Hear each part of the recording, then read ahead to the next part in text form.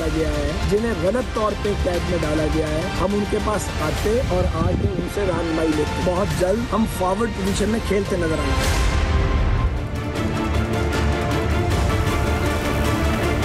मई के महीने में मौसम की बढ़ती हुई शिद्दत में मुल्क में सियासी दर्जे हरारत भी अपने उरूज पर है।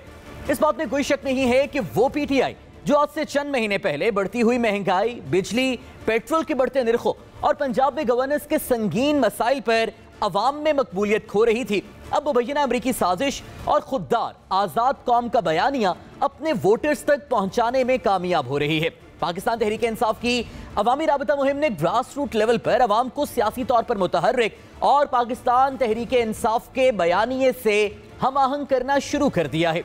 जवाब में हुकूमती जमातों की जानिब से पीटीआई के सियासी तहर्रुक और बयानिए के तोड़ के तौर पर मुतबादिल बयानिया और हिकमत अमली क्या होगी, ये अभी तक एक सवालिया निशान है। क्या इमरान खान की हुकूमत का एहतसाब, तोशा खाना, फराह खान, मुबैना करप्शन या हेलीकॉप्टर के इस्तेमाल की कहानियां, जलसे जुलूस में रुकावट डालना, पुलिस और रियासती ताकत के इस्तेमाल से पीटीआई लीडर्स को जेलों में डालना, जिसका आगाज आज हमने सियालकोट में भी देखा, मुमकिन इस्लामाबाद मार्च को रोकने के बयानात देना इस बात का सबूत है कि हुकूमत को एहसास हो चुका है कि इक्तदार की कड़वी गोली निगलने के बाद आने वाले दिनों में सख्त मुआशी फैसलों के बाद उन्हें अवाम में उसी तनकीद का सामना करना पड़ेगा जो तहरीक इंसाफ अपने आखिरी साल में करती आई थी।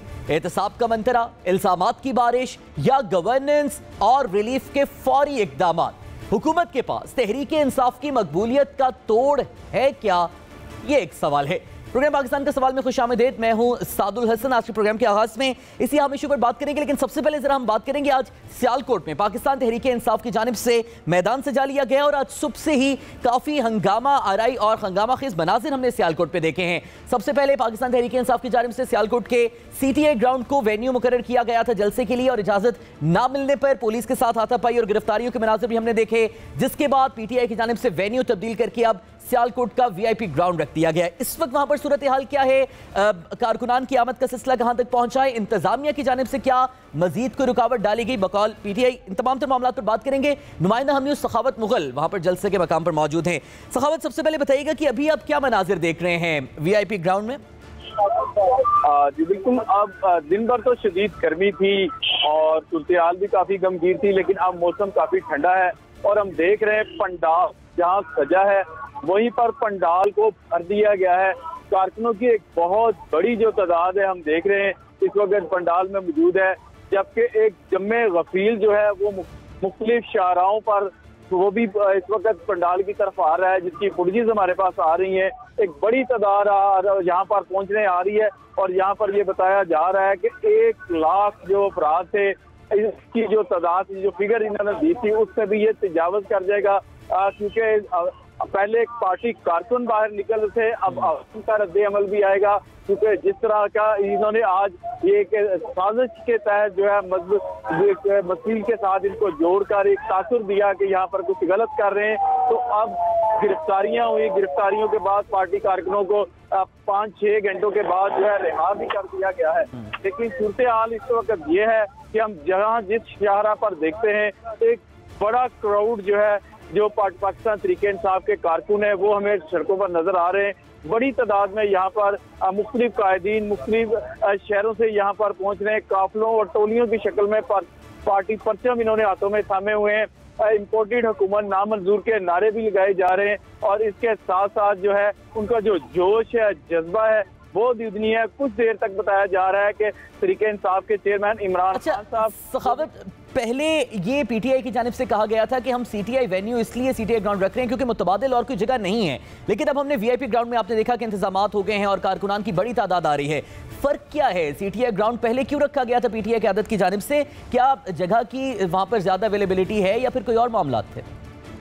देखिए जी, असल में उस्मान डार साहब का ये मौक़िफ़ था कि हमने 14 मई को डिप्टी कमिश्नर को दरख्वास्त दी थी जलसे की इजाजत के लिए, तो इतने दिनों से हमें रिलैक्स रखा गया, हमें कहा गया कोई मसला नहीं, आपका आईनी हक है, आप यहाँ पर जलसा कर सकते हैं।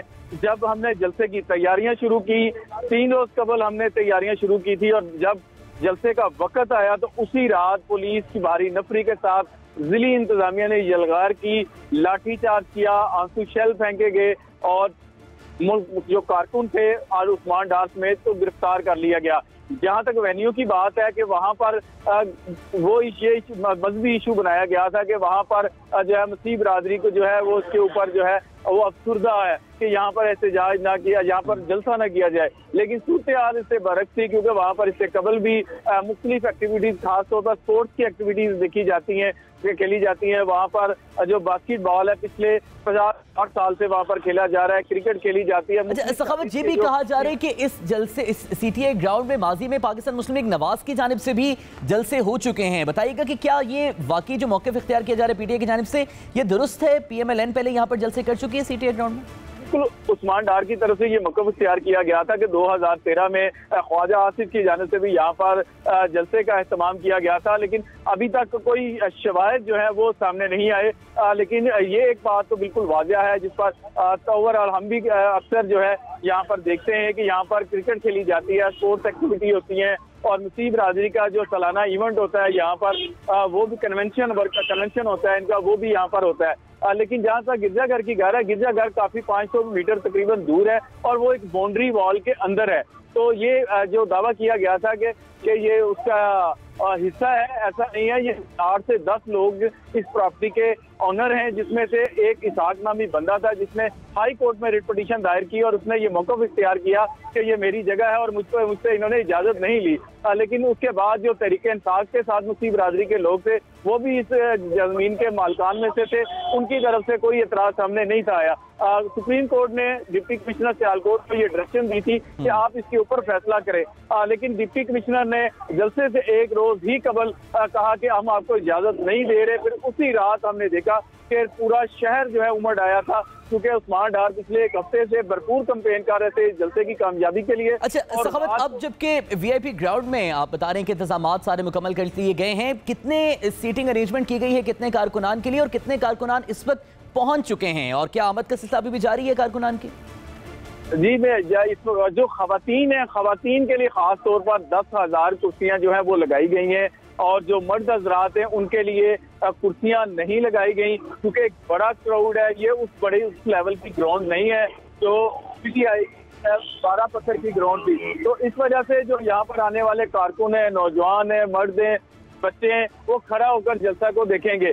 तो यहाँ पर एक और ऑप्शन भी रखा गया है कि इसी ग्राउंड के अकब में जो दीवार है वो भी, उसके दूसरी तरफ जो जमीन है वो भी इन्हीं की प्रॉपर्टी है, उस्मान डार साहब की। बता रहे हैं कि अगर क्राउड संभाला ना गया तो वो जो तकरीबन 1000 मीटर लंबी ये दीवार है उसको भी गिरा दिया जाएगा, ताकि कोई नाखुशगवार वाक़े से बचा जा सके। तो कारकुनों की अगर बात करें तो ग्राउंड जो है वो कबल वक्त ही हम देख रहे हैं कि वो फुल हो चुकी है और एक बड़ा क्राउड जो है वो शाहराहों पर है और बड़ी तादाद में लोग पंडाल में आने की कोशिश कर रहे हैं। लेकिन रश को और इस क्राउड को मैनेज करने के लिए सियालकोट पुलिस की भी एक भारी नफरी यहाँ पर तैनात की गई है और जो तहरीक इंसाफ के टाइगर फोर्स है उनके जवान भी जो है शहरियों को, जो वर्कर्स हैं उनको एक डिसिप्लिन के साथ, ठीक है, यानी कारकुनान की एक बड़ी तादाद जो इस वक्त वो जलसगाह पहुंच चुकी है और ये मनाजिर हमने उसकी टेलीविजन स्क्रीन पर भी बराह रास्त देखे जा सकते हैं। पार्टी परचम थाने कारकुनान जो है वो इस वक्त जलसगाह में मौजूद है और उनको मैनेज भी किया जा रहा है। सखावत जी बताइएगा कि लीडरशिप में से कौन कौन से कायदीन हैं जो इस वक्त पहुंचे और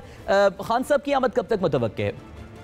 जी, लीडरशिप की अगर हम बात करें तो फवाद चौधरी, मियां असलम, मियां रशीद साहब भी यहाँ पर पहुंच चुके हैं। इसके अलावा डॉक्टर फिरदौस आशिक अवान है। उस्मान डार साहब और उमर डार साहब को भी रिहा करने के बाद हमने देखा है कि कबल यहाँ पर उमर डार साहब अपनी गाड़ी चलाकर आए जिसमें फवाद चौधरी उनके हमरा मौजूद थे।